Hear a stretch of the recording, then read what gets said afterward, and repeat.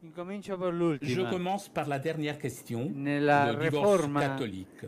dei Dans la réforme des processi, procès della modalità, de nullité, ho chiuso j'ai la fermé la porta porte alla via à la voie amministrativa, administrative, che era qui la était via per la la voie par quale poteva laquelle entrare il le divorzio. divorce pouvait rentrer.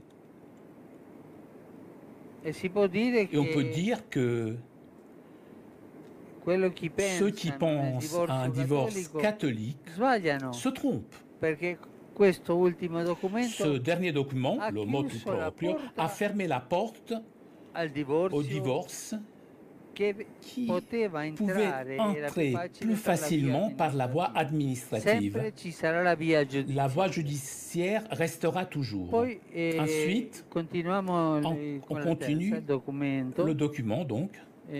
Non ricordo la terza, ma lei mi corregga. Je ne me souviens pas très bien, mais corrigez-moi. Hein.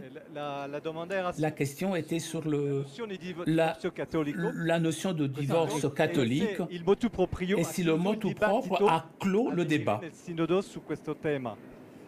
Cela a été demandé par la majorité des pères synodaux lors du synode de l'an passé. Simplifier les procès, parce qu'il y avait des procès qui duraient 10, 15 ans. Il y avait une sentence, après une autre sentence, et après un appel, encore un autre appel. Ça n'en finit jamais. La double sentence, lorsque elle était valide, avant que ne soit créé l'appel, a été introduite par le pape Lambertini, Benoît XIV, parce qu'il y avait en Europe centrale, je ne dis pas dans quel pays, il y avait certains abus.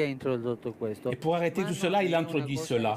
Mais ce n'est pas quelque chose d'essentiel au procès. Les procès changent, la jurisprudence change, et elle s'améliore sans cesse. Il était urgent de faire cela à cette époque-là. Ensuite, Pie X a voulu alléger. Et il a des choses, mais il n'a pas eu le temps ou les possibilités de le faire. Les pères synodaux ont demandé cela, la simplification des procès de nullité matrimoniale. Et je m'arrête là-dessus. Ce document, ce motu proprio, facilite les procès dans la durée, mais ce n'est pas un divorce, parce que le mariage est indissoluble lorsqu'il est un sacrement. Et cela, l'Église ne peut pas le changer. C'est la doctrine. C'est un sacrement indissoluble. Le processus légal là pour prouver que ce qui semblait être un sacrement n'était pas un sacrement par manque de liberté, par exemple, ou par manque de maturité, ou maladie mentale. Il y a de nombreux motifs qui, après une étude, une enquête, portent à dire là, il n'y a pas eu de sacrement parce que cette personne n'était pas libre. Un exemple qui n'est plus courant à présent, mais il est encore présent dans certains secteurs de la société, au moins à Buenos Aires. Ces mariages où la fiancée était tombée enceinte. On disait, vous devez vous marier. À Buenos Aires, je conseillais aux prêtres, et je conseillais avec force, presque j'interdisais de faire un mariage dans ces conditions. On les appelait les mariages précipités, pour couvrir toutes les apparences. Et l'enfant naît, et certains mariages vont bien, mais il n'y a pas la liberté. Et ensuite, petit à petit, ils se séparent. Et le longtemps, on a été contraint de faire ce mariage pour couvrir cette situation. Et ça, c'est une cause de nullité. Il y en a beaucoup. Les causes de nullité,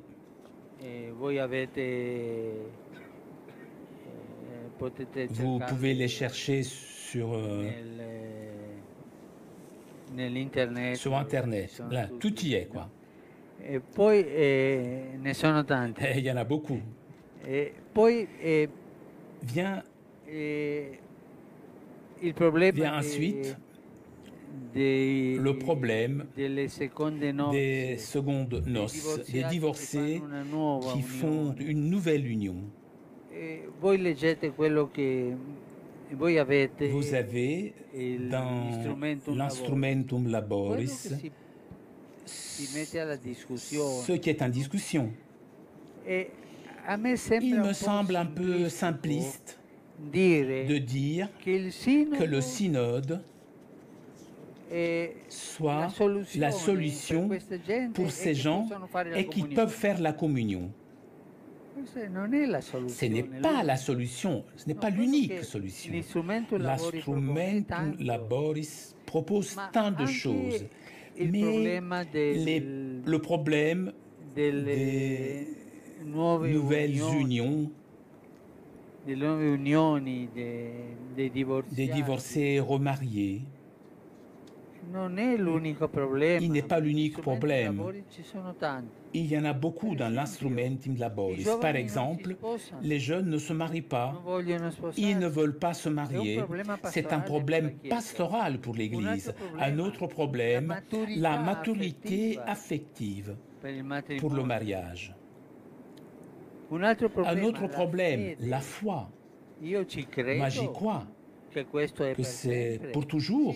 Oui, j'y crois. Est-ce que j'y crois vraiment? La préparation au mariage. Je pense souvent à cela. Pour devenir prêtre, il faut une préparation de 8 ans. Et encore, ce n'est pas définitif. L'Église peut te retirer le statut clérical. Alors que pour te marier, ce qui est pour toute la vie, on fait 4 cours, 4 fois. Là, il y a quelque chose qui ne va pas. Le synode doit réfléchir à comment faire la préparation au mariage. C'est l'une des choses les plus difficiles. Il y a tellement de problèmes. Tous sont énumérés dans l'instrumentum laboris. Mais cela me plaît que vous m'ayez posé la question sur le divorce catholique, car cela n'existe pas.